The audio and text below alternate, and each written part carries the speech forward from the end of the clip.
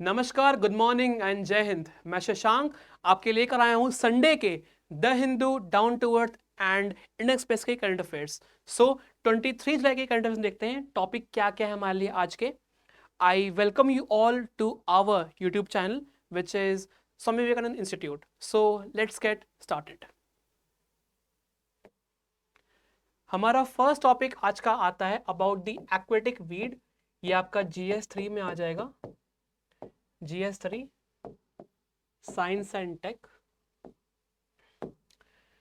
Aquatic weed के बारे में बात की जा रही है, देखते हैं वी वीड है क्या। एक एक्वेटिक वीड को देखा गया है विच इज कॉल्ड एज लद्विगिया पेरुवियाना। लद्विगिया पेरुवियाना एक तरह का एक्वेटिक वीड है जो कि ग्रो करता है बहुत तेजी से इन द वाटर बॉडीज। ठीक है, और अगर बात करूं इसके इन्फेस्टेशन रेट की, it has infested a lot and the majority of the hill station are being infested by the swamps. ठीक है, लार्ज स्केल पे गाइस ये जो स्प्रेड है वो देखा जा रहा है of the weed which was probably introduced as an ornamental plant. ठीक है, it was introduced as an ornamental plant for its tiny yellow flowers which has shaken the balance of these perennial foraging grounds. और यही जो aquatic weed है इनको देखा जा रहा है कि they threaten the elephant habitat in the Tamil Nadu reason. सो ये हमारी न्यूज है, ये हमारा कंटेंट है। जो एक्वेटिक वीड है वो बहुत ज्यादा हार्मफुल है जो एलिफेंट्स हैं तमिलनाडु के रीजन में उनके लिए। ठीक है, नाउ मैं अगर बात करूं इन वीड्स की, ये वीड बहुत ही ज्यादा ग्रो करते हैं in the hill station and limiting the growth of the grasses and native plants that are palatable to the elephants and animals including gaur. ठीक है, यहां पे ये जो वीड हैं ये इतनी तेजी से स्प्रेड होते हैं कि जितने भी यहाँ पे एलिफेंट्स हैं जो भी वो ग्रास को कंज्यूम करते हैं वो ग्रास उनके लिए एक्सटेंसिव रूप में अवेलेबल नहीं हो पाती है, जिस वजह से उनका जो हैबिटेट है वो अफेक्ट होता है। क्लियर? नेक्स्ट देखते हैं।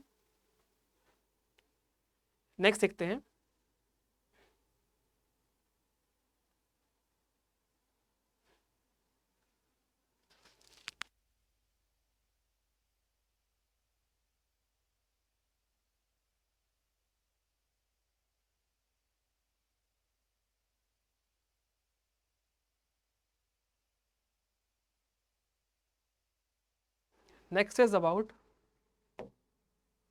द क्लाउड बर्स्ट, बादल फटना। GS3 science and tech. News आ रही है लद्दाख से न्यूज आ रही है कि लद्दाख में फिलहाल में अभी क्लाउड बर्स्ट देखा गया है। ठीक है, but there is a no loss of life and property, ये बहुत अच्छी बात है। लद्दाख में जो क्लाउड बर्स्ट हुआ है टॉपिक वहां से आ रहा है। देखते हैं what is cloud burst and how does it happen. Cloud burst एक ऐसा इवेंट है जो कि एक्सट्रीम अमाउंट ऑफ रेनफॉल लेके आता है that happens in a short period of time. ये बहुत ही लॉन्ग टाइम तक नहीं रहता है, it stays just for a short period of time. Clear? Sometimes it gets accompanied, मतलब कि इसके साथ साथ कभी कभी हेल स्टॉर्म देखने को मिलते हैं, hello storms, thunder, and this has a precise definition. The Indian Meteorological Department defines it as unexpected precipitation. जो cloud burst है IMD उसको कहता है it is a unexpected precipitation which exceeds 100 millimeter of rainfall. ठीक है, per hour over a geographical region, 100 millimetre या फिर 10 centimetre per hour. ठीक है, अगर कोई भी रेनफॉल इन कंडीशंस को अगर फुलफिल करती है, as per the Indian meteorological department that event can be called as the cloudburst event. Clear? Now इसका एक geographical approximation भी है जो कि है up to 20 to 30 kilometre. So 20 से 30 स्क्वायर किलोमीटर के रेंज में अगर 100 मिलीमीटर की बारिश हो रही है 1 घंटे में तो उसको कहा जाएगा it will be a cloud burst. ये सारे डेटा बहुत इंपॉर्टेंट है, ध्यान दीजिएगा, एग्जाम में आ सकते हैं directly as a part of question. ठीक है. Now basically all instances of cloudburst involve heavy rain in a short period, but all instances of heavy rain in a short period are not cloudburst if they do not fit this criteria. क्या मतलब हुआ कि हर बारिश cloudburst नहीं होती है, ठीक है, लेकिन हर cloudburst बारिश होती है. क्या मतलब हुआ? हर बारिश को cloudburst होने के लिए 20 से 30 स्क्वायर किलोमीटर के रेंज पे 100 मिलीमीटर प्रति घंटा की रफ्तार से बारिश को होना पड़ेगा. ठीक है. लेकिन अगर मैं बात करूं क्लाउड बर्स्ट की, सो क्लाउड बर्स्ट में तो रेन वैसे भी होता है, सो हर क्लाउड बर्स्ट रेन होती है but her rain cloud burst नहीं होती. ठीक है. आगे देखते हैं नेक्स्ट पॉइंट.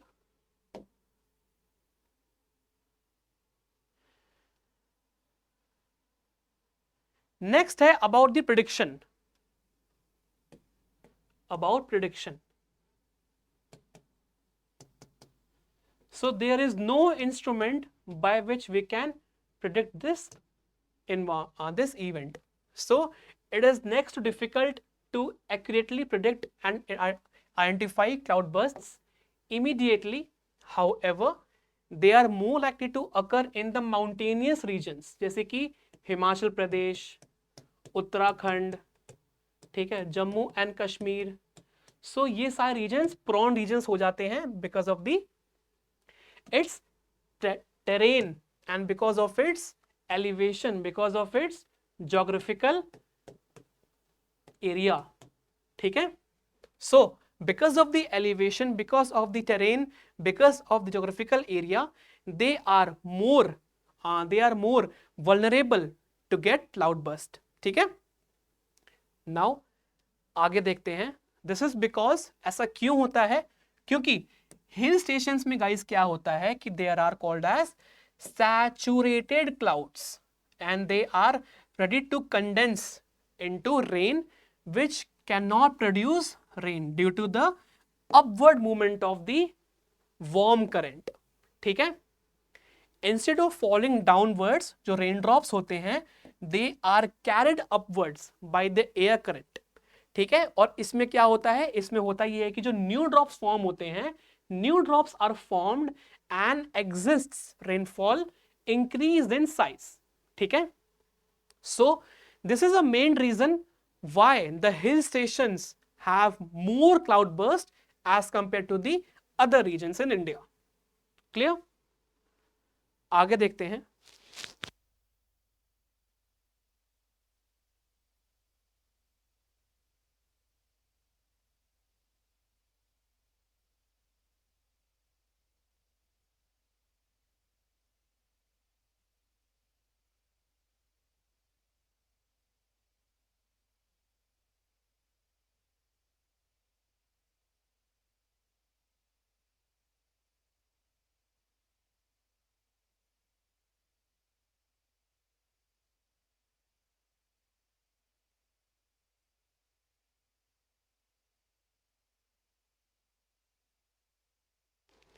आगे देखते हैं.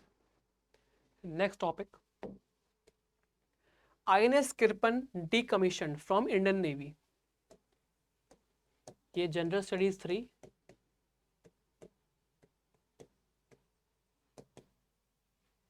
Indian security,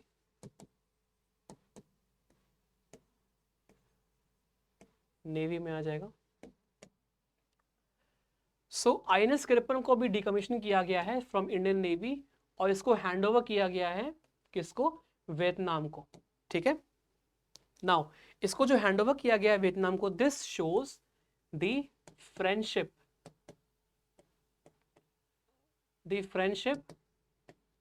and the goal of what? Goal of secure Indo Pacific region, ठीक है। सो इस चीज को यहां पे देखा गया है। Now the indigenous missile corvette INS Kirpan after 32 years in India was handed over to Vietnam, ठीक है। The transfer of INS Kirpan from the Indian Navy to Vietnam symbolizes the status of Indian Navy being the preferred security partner। यहाँ पे ये word use हुआ है PSP।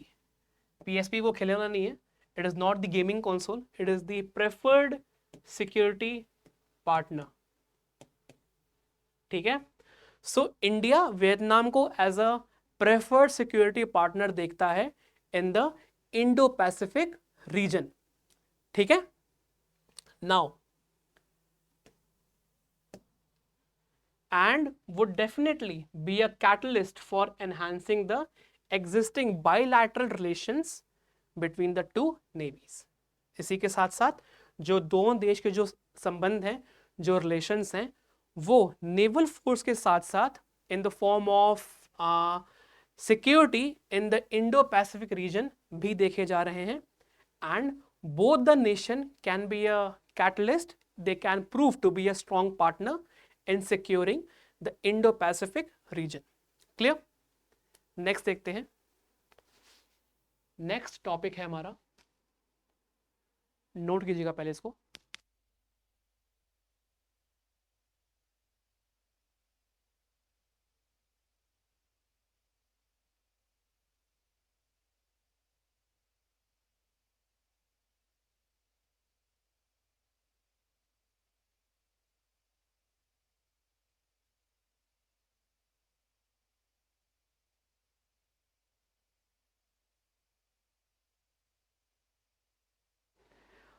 Next देखते हैं topic. So next topic हमारा आ रहा है general studies 2 world politics and international relations, ठीक है। देखते हैं क्या है। So North Korea fire several cruise missiles into the yellow Sea. हमारे लिए मिसाइल्स इंपॉर्टेंट नहीं है, हमारे लिए इंपॉर्टेंट है येलो सी। सो यहाँ पे क्वेश्चन आ जाता है मैपिंग का। देखते हैं येलो सी के बारे में। So about Yellow Sea, Yellow Sea की बात करूं मैं अगर, so Yellow Sea is a part of north eastern proportion of the East China Sea और is a marginal sea of the Western Pacific Ocean। इसके नेक्स्ट स्लाइड में अभी map है, हम लोग उस पर भी अभी आएंगे, but first let's read the theoretical portion। It is situated between the mainland China and to the Korean Peninsula। To the north of the East China Sea is Yellow Sea। मतलब कि अगर नॉर्थ में देखा जाए east China सी के, so there is a Yellow Sea and its northern and western borders are with the mainland China while its eastern borders is shared by the North and South Korea, ठीक है। अगर मैं yellow सी के floor की बात करूं, so it is not that deep, बहुत गहरा नहीं है, it is shallow. It's geographically distinct area of the continental shelf that was submerged following the ice age, ठीक है। From the Chinese mainland, the sea floor dips gently but more quickly from the Korean Peninsula to the valley of a shaped sea floor with a north-south trend, ठीक है। यहाँ पे क्या बोला जा रहा है? ये बोला जा रहा है कि यहाँ पे जो येलो सी है, that is not too deep, it's shallow in depth। इसी के साथ साथ जो जोग्राफिकली इसका इंडिकेशन है, so it is geologically distinct because it is a form of continental shelf और इस submerged हुआ है from the ice from the age of ice age, ठीक है। अगर मैं बात करूं चाइनीज मेनलैंड की, सो चाइनीज मेनलैंड से इसका जो लिंक है वो देखा जा रहा है क्योंकि जो चाइनीज मेनलैंड है इसका सी फ्लोर डिप होता है, लेकिन जो कोरियन पेनिनसुला है वहां से भी इसका लिंक देखा जा रहा है। ठीक है, अगर मैप पे आते हैं अब एक बार देखिए, ये है येलो सी, ये है येलो सी। ठीक है, this is the yellow sea. Clear? अब ध्यान दीजिएगा एक बार कि इसके नॉर्थ में है कोरियन बे। ठीक है, इसके नॉर्थ में है कोरियन बे, इसके साउथ वेस्ट पे है यांगजे रिवर, इसके वेस्ट पे है चाइना, ईस्ट पे है साउथ कोरिया। यहां पे है चाइना, ये है यांगजे रिवर, यहां पे है Korean bay which is in north, और ईस्ट में है साउथ कोरिया। ठीक है, और इसके जस्ट इमीडिएट ईस्ट पे एक स्ट्रेट पड़ता है which is called as चेंजू straight. चेंजू straight एक ऐसा स्ट्रेट है which connects the yellow C with the Pacific ocean. Most important, चेंजू straight कौन सा स्ट्रेट है? It connects yellow C with the Pacific ocean. ठीक है, सो this is about the map. और इसी के इसके नॉर्थ वेस्ट में यहां पे बोहाई बे है, बोहाई बे। ठीक है, आगे देखते हैं टॉपिक, एनालिसिस ऑफ जीपीएस। यहां बात हो रही है जनरल स्टडीज 3 की, environment and science and tech. ठीक है, देखते हैं। नाउ यहां पे अर्थक्वेक के बारे में बताया गया है कि अर्थक्वेक को यहां पे जीपीएस से लिंक किया गया है। देखते हैं क्या चीज है ये। सो analysis of a GPS time series data from large earthquake worldwide has provided the evidence for existence of precursory phase of a fault slip occurring 2 hours before the seismic ruptures। मतलब कि यहां पे जीपीएस को यहां पे use किया गया है, जीपीएस की यहां पे जो सीरीज है which is the time series, उसको यूज करके यहां पे जो एक्चुअल में सिस्मिक जोन्स हैं उसमें से जो एक्चुअल जो अर्थक्वेक होने वाला है उसकी प्रिडिक्शन ऑलरेडी यहां पे इसमें आ जाती है। ठीक है, so using the GPS data from 3026 geodetic stations, researcher ने ये देखा कि उन्होंने मेजर किया है fault displacement before 90 different magnitude 7 and above of earthquake occurred. ठीक है, और उन्होंने ये देखा कि a signal consistent with a period of exponential acceleration of a fault slip near the eventual earth's hypocenter. ठीक है, मतलब कि यहां पे एक तरह से बात करूं, सो यहां पे प्रिडिक्शन ऑफ अर्थक्वेक की बात की जा रही है कि कैसे हम लोग यहां पे अर्थक्वेक को प्रिडिक्शन में लेकर आ सकते हैं ताकि less number of loss of life and property हो सके। ठीक है, although as of now it is really hard to detect and to follow how and where and when will the earthquake might happen, but हम देख रहे हैं as the science is evolving we might have this technology in the future।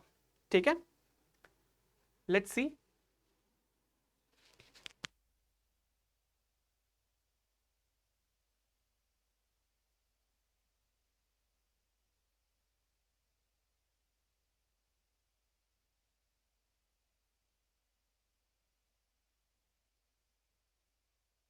All right, next topic is about the ground water springs.